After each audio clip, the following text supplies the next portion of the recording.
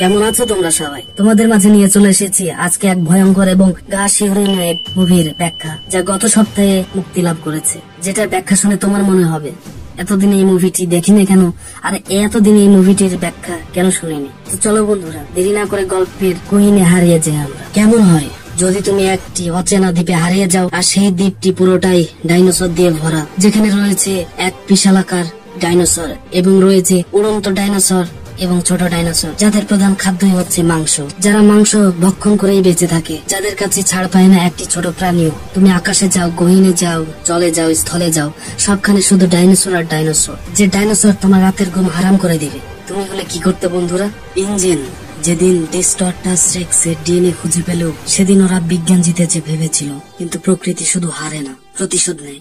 তারা চেয়েছিল নতুন জীবন, কিন্তু জেগে উঠেছিল এমন কিছু যা চোখ বন্ধ করলেই ভয়ের শিহরণ জাগায়, গর্জন আগ্নেয়গিরির মতো, আর যার রক্তে ছিল আমাদের ভবিষ্যৎ। প্রশ্ন একটাই, মানব জাতিকে বাঁচাতে কেউ একজন কি নিজেকে বিসর্জন দিতে পারবে মানব জাতির পক্ষে? কারণ এই গল্প জুরাসিক নয়, এই গল্প জাজমেন্ট। এবং আজ আমরা ব্যাখ্যা করব কিভাবে এক সৃষ্টি হয়ে উঠেছিল এক ধ্বংসের কারণ।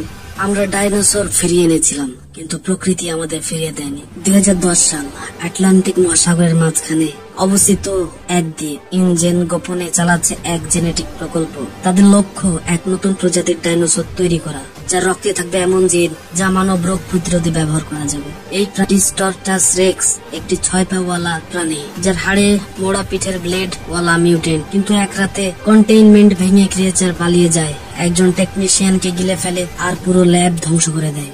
ইঞ্জেন দ্বীপটি পরিত্যাগ করে এবং এইভাবে কেটে যায় প্রায় 17টা বছর। 2027 সাল, পৃথিবীর জলবায়ু এখন ডাইনোসরদের জন্য অনুপযুক্ত।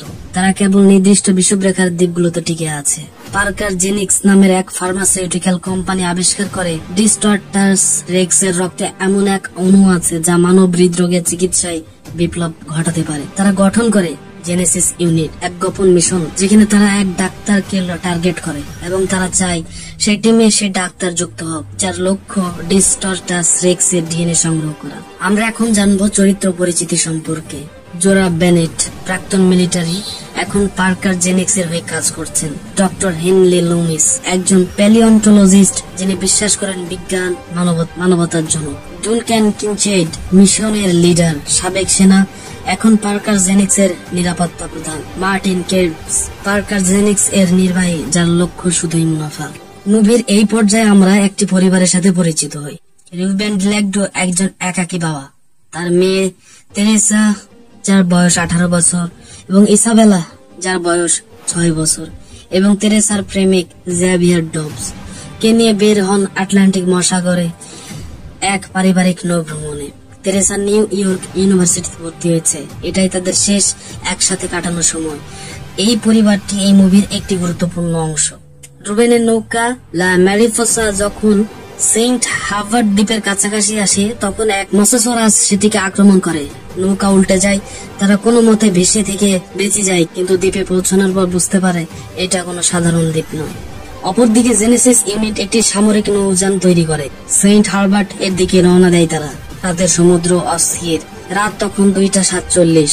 আকাশে ঘন মেঘ, বজ্রপাত দূরে গর্জন করছে। এইজিস 7 নামের সামরিক জাহাজটি ধীরে ধীরে সেন্ট হার্ভার্ড দিকে এগিয়ে চলে। অপরদিকে তারা একটি টিম যখন তৈরি করে, তারা অধিক মুনাফার লোভে জেনেসিস এর উদ্যোক্তাকে জোর করে এবং এইভাবেই তারা এই ইউনিটটি তৈরি করে। জাহাজের দিকে দাঁড়িয়ে জোরা বেনেট দূরে তাকিয়ে আছেন, তার চোখে উদ্বেগ, ঠোঁটে চাপা প্রশ্ন। জোরা নিচু স্বরে বলছে, আমরা যা খুঁজতে যাচ্ছি, যদি সেটি আমাদের খুঁজে পাই, তাহলে হয়তো আমাদের অস্তিত্বই আর পাওয়া যাবে না। নিচতলার সোনার কন্ট্রোল রুমে টেইলি হঠাৎ এক অদ্ভুত সিগন্যাল দেখতে পান। একটি বিশাল অবজেক্ট প্রায় 40 মিটার লম্বা জাহাজের নিচ থেকে ধীরে ধীরে উঠছে, কিন্তু সোনার পিং অ্যাবজর্ব হয়ে যাচ্ছে, কোনো প্রতিধ্বনি নেই। টেইলি চোখ বড় বড় করে ওঠে। এটা যেন সোনার কি গেলে নিচ্ছে। এটা কোনো সাবমেরিন নয়। হেনরি লুমিন্স স্ক্রিনের দিকে তাকিয়ে বলেন, এটা যদি জীবন্ত হয়, তাহলে আমরা এমন কিছু জাগিয়ে তুলেছি যা ঘুমিয়ে থাকলেই ভালো ছিল। হঠাৎ জাহাজটি প্রচন্ড ধাক্কায় কেঁপে ওঠে। একটি বিকট শব্দ, ধাতব কিছু ছিঁড়ে যাওয়ার মতো। পোর্ট সাইডের নিচতলার ফুয়েল স্টোরেজের বিস্ফোরণ ঘটে। লাল আগুনের শিখা ছড়িয়ে পড়ে সমুদ্রের জলে। ডুনক্যান চিৎকার করে ওঠে, কলিসন, নিচ থেকে কিছু একটা আমাদের আঘাত করেছে। জাহাজের একাংশ পানির নিচে টেনে নেওয়া হয়। একজন সৈনিক চিৎকার করে ওঠে, ওটা আমাদের নিচ থেকে কামড়ে ধরেছে। বিস্ফোরণের আলোয় এক মুহূর্তের জন্য দেখা যায় একটা 6 পা আলা ছায়া, যার পিঠের হাড়ের ব্লেড আর চোখে রয়েছে স্পিল্ড পুপিল। তার গায়ের রং পানির মতো বদলে যাচ্ছে। অ্যাডাপ্টেড ক্যামিউফ্ল্যাগ। হেনরি ফিসফিস করে বলেন, এটা অ্যামফিবিয়াস। ওর শরীরে সমুদ্রের জন্য অভিভূত হয়ে গেছে। জাহাজের অ্যালার্ম বেজে ওঠে। ম্যারিন কেইল চিৎকার করে, ইঞ্জিন রুম গন, আমরা ডুবে যাচ্ছি। জোরা দ্রুত সবাইকে ছোট রিস্কি বোটে উঠতে বলেন। তারা 7 জন কোনো মতে একটি ইনফ্লাইটেবল ক্রাফটে উঠে পড়ে। স্টর্ম শুরু হয়ে গেছে, বৃষ্টি, বজ্রপাত আর ঢেউ সব মিলে এক ভয়াবহ পরিবেশ। বোটটা যখন জাহাজ থেকে দূরে সরে যাচ্ছে তখন সোনার আবার পিং দেয়। অবজেক্টটা আবার উঠছে, এবার আরো কাছে। টিলি ভয়ে কাঁপতে কাঁপতে বলে, ও আমাদের ফলো করছে, ও আমাদের ছেড়ে দিচ্ছে না। জোরা বিনকুলার দিয়ে দেখে পানির নিচে একজোড়া চোখ, স্প্লিট পুপিল, একদম স্থির, যেন ও জানে ওর শিকার এখন কোথায়। হেনরি চুপচাপ তার নোটপ্যাডে লিখে রাখেন, distortus rex, aquatic variant confirmed, no sound, no sonar echo, pure instant. Zora ধীরে বলে, আমরা যা খুঁজতে এসেছি সেটাই আমাদের খুঁজে পেয়েছে, আর ও জানে আমরা ভয় পেয়েছি। টিলি, সমুদ্রে কিছু একটা আছে, এটা বড়, কিন্তু স্ক্যানারে ধরা পড়ছে না। এরপর তারা ধীরে ধীরে একটি দ্বীপে প্রবেশ করে, কিন্তু দ্বীপে যখন তারা ওঠে তখন তারা দেখতে পায় চারিদিকে ঘন বন জঙ্গল, আর তাদের চারপাশে রয়েছে সমুদ্রের দ্বীপ। এদিকে একটি মেয়ে যখন সমুদ্রের তীরে দাঁড়িয়ে ছিল, তার অজ্ঞাতবশত পাশে দাঁড়িয়ে থাকা একটি ডাইনোসরও তার পাশে ছিল, কিন্তু সে দেখতেই পায়নি তার পিছনে দাঁড়িয়ে রয়েছে একটি ভয়ঙ্কর ডাইনোসর। যখন সবাই দেখতে পেল তখন গল্প শেষ। ডাইনোসরটি মেয়েকে মুখে নিয়ে পালিয়ে যায়। এই অবস্থায় মার্টিন চায় ডিএনএ নিয়ে এখনই ফিরে যেতে। দর্শক, আমরা একটা জিনিস উল্লেখ করতে ভুলে গিয়েছি, সেটা হলো কি, ডক্টর এই প্রাণীগুলোর কাছ থেকে তাদের রক্তের মাধ্যমে বা তাদের ডিমের মধ্যে থেকে ডিএনএ সংগ্রহ করতে চায়, আর একটা ইনজেক্টের মাধ্যমে এই ডিএনএ গুলো সংগ্রহ করে তারা। আর মার্টিন সে ডিএনএ নিয়ে তখনই ফিরে যেতে চায়। জোরা চাই ক্রিয়েচারটিকে শেষ করতে, কারণ এটা পৃথিবীর জন্য হুমকি। মার্টিন বলে, আমরা যা চেয়েছি তা পেয়েছি, এখন ফিরে যাওয়ার সময়। জোরা বলে, তুমি শুধু রক্ত দেখেছো, আমি দেখেছি এক জীবন্ত অভিশাপ। হেনরি, আমরা যদি ক্রিয়েচারটাকে না বুঝে ফিরি, তাহলে আমরা শুধু এক মনস্টারকে নয়, এক মহামারীকে ফিরিয়ে নিয়ে যাচ্ছি। ডিস্টর্টাস রেক্স এর মুখোমুখি হয় এরপর পুরো দলটি একটি পুরনো ল্যাবের নিচে গুহায় নামে। সেখানে তারা প্রথমবার ডিস্টর্টাস রেক্স কে পুরোপুরি দেখে। 6 পা, পিঠে হাড়ের ব্লেড, মুখের এক পাশ পড়ে গেছে, চোখে স্পিল্ড পুপিল। জোরা চোখে চোখ রাখে। এই ডিস্টর্টাস রেক্স তাদের সৃষ্টি, কিন্তু আমরা তার ঈশ্বর নয়। ডিস্টর্টাস রেক্স গর্জন করে, দল ছত্রভঙ্গ হয়ে যায়। কেইল এখানে মারা যায়। দলটি বুঝতে পারে ডিএনএ সংগ্রহ হয়েছে, কিন্তু ক্রিয়েচার এখন তাদের শিকার করছে। তারা এখন শিকারের ফাঁদে পড়ে গেছে। তারা যেটার উদ্দেশ্যে এসেছিল সেটা পূরণ হয়েছে ঠিকই, কিন্তু এখন তারা শিকারে পরিণত হয়েছে। তারা একটি পুরোনো হেলিপ্যাডে পৌঁছায়, কিন্তু যোগাযোগ বিচ্ছিন্ন। ডিউনক্যান বলে, আমরা এখন শুধু মিশনের অংশ না, আমরা এখন ওর খেলার অংশ। রাত গভীর, জঙ্গলের ভিতর দিয়ে জেনেসিস ইউনিট ধীরে ধীরে গিয়ে চলে। তাদের থার্মাল ড্রোন মাঝে মাঝে দেখা যায়, কিন্তু শব্দের কোনো উৎস নেই। ডিস্টর্টাস রেক্স যেন শুধু শিকার করে না, সে খেলা করছে তাদের সাথে। জোরা অন্ধকারে তাকিয়ে বলে, ও আমাদের দেখছে, কিন্তু আমরা ওকে দেখতে পাচ্ছি না। এটা শিকার নয়, এটা বিচার। হেনরি তার নোট পেডে লিখে রাখে, predator with adapted silence, possibly echolocation, recent behaviour strategic. তারা পৌঁছায় একটি পুরনো ক্রায়োল্যাবে, যেখানে ইঞ্জিন একসময় জেনেটিক হাইব্রিড তৈরি করত, যেখানে তারা ডিস্টর্টাস রেক্স এর দ্বিতীয় জেনারেশনের একটি ডিম পায়। ডিমটি গ্লোয়িং অ্যাম্বারের মতো, যার ভিতর নড়াচড়া করছে এক অজানা প্রাণী। হেনরি চোখ বড় বড় করে ওঠে। এটা ডাইনোসর না, এটা এক জিনগত বিপ্লব। এর কোষে রয়েছে ক্রিসপার এর চেয়েও উন্নত কিছু। জোড়া দিদি নিয়ে বলে, আমরা কি এটা নিয়ে যাব না এখানে শেষ করব?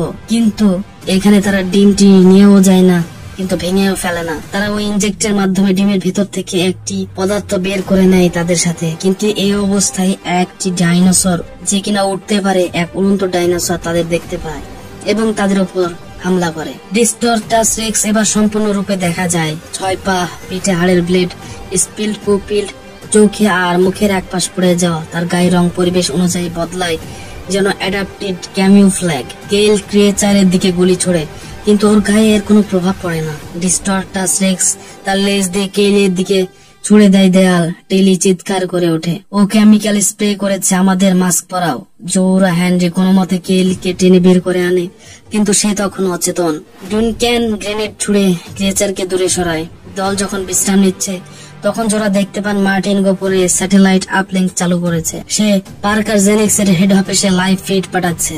জোরা বলে, তুমি আমাদের শুধু ডিএনএ আনতে পাঠাওনি, তুমি ক্রিয়েচারটা বাঁচিয়ে রাখতে চাও। মার্টিন, এটা শুধু ওষুধ নয়, এটা অস্ত্র, আর অস্ত্র মানে ক্ষমতা। হেনরি ক্ষোভে বলে ওঠে, তুমি বিজ্ঞানকে বিক্রি করছো, আর আমরা সবাই তার মূল্য দিচ্ছি। কারণ হেনরি কখনোই চাইনি তারা এমন একটা জিনিস তৈরি করুক যা পৃথিবীর কোনো কাজে আসবে না, বরং সেটা শুধুমাত্র একটা কোম্পানির স্বার্থের জন্য ব্যবহৃত হবে। আর সেজন্যই মূলত তাদের এই প্ল্যান ছিল। মার্টিন তখন বলে, তুমি ভাবছো এটি নৈতিকতার প্রশ্ন, এটা ভবিষ্যতের প্রশ্ন। যে জাতি ডিস্টর্টাস রেক্সকে নিয়ন্ত্রণ করবে তারাই আগামী শতাব্দী শাসন করবে। আর মার্টিন এটাও বলে, তোমরা যেভাবে মরছো সেভাবে আমার মৃত্যু নয়, কারণ আমি তোমাদের চাইতে অনেক বুদ্ধিমত্তাশালী এবং জ্ঞানী এবং পাওয়ারফুল। এর পরের দৃশ্যে দেখা যায় কেইল ধীরে ধীরে মারা যাচ্ছে, তার শরীরের কোষ গলে যাচ্ছে ডিস্টর্টাস রেক্স কে এর অ্যাসিডিক রক্তের সংস্পর্শে এসে। কেইলের শেষ নিঃশ্বাসে সে বলে, আমি জানতাম এটা শেষ হবে, কিন্তু আমি চাই না ওটা পৃথিবীতে ফিরুক। জোরা তার হাতে গ্রেনেড দিয়ে বলে, তুমি যদি পারো ক্রিয়েচারটা থামো। কেইল হাসে এবং বলে, আমার শেষ শ্বাস। হেনরি ডিমের কোষ বিশ্লেষণ করে আবিষ্কার করে ডিস্টর্টাস রেক্স এর ডিএনএ তে হিউম্যান জিনোম ফ্র্যাগমেন্ট রয়েছে। হেনরির চোখ কাঁপছে। এটা শুধু ডাইনোসর না, এটা আমাদেরও এক বিকৃত প্রতিচ্ছবি। ইঞ্জিন মানুষকে ক্লোন করতে চেয়েছিল, আর ভুল করে আমরা বানিয়ে ফেলেছি এক ধ্বংসযোগ্য প্রতিচ্ছবি। জোরা স্তব্ধ হয়ে যায়।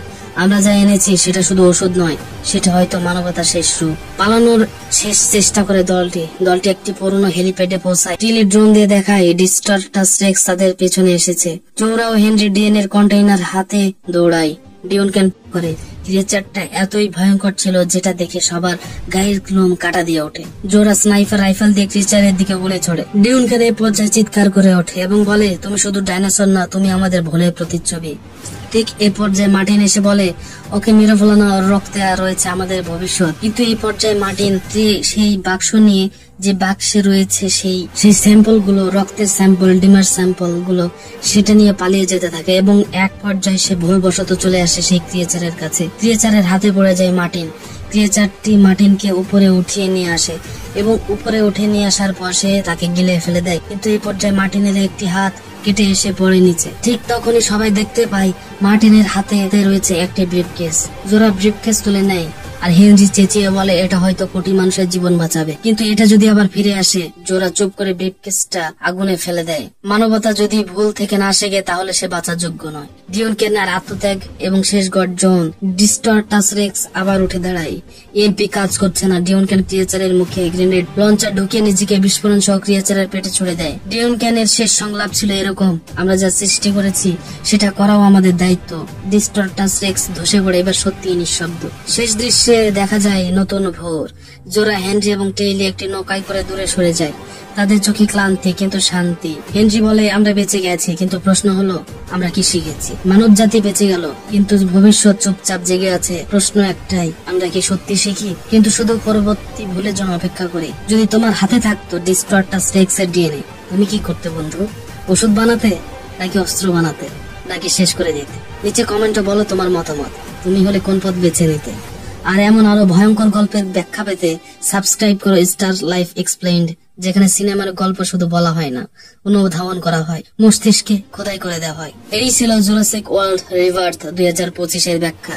আমি ছিলাম স্টার লাইফ এক্সপ্লেইনড এর পক্ষ থেকে শান্ত। দেখা হবে পরের অভিযানে, আর সেই অভিযানে হয়তো আরেকটি ভুল, আরেকটি সৃষ্টি আমাদের অপেক্ষায় বসে আছে। আনটিল দেন, সৃষ্টি আর ধ্বংসের মাঝখানে গল্পটাই তো আমাদের একমাত্র উত্তরাধিকারী। বিদায় বন্ধুরা, কিন্তু ভয়টা রেখে গেলাম তোমাদের উদ্দেশ্যে। সবাই আমাদের পাশে থেকো, ভালো থেকো।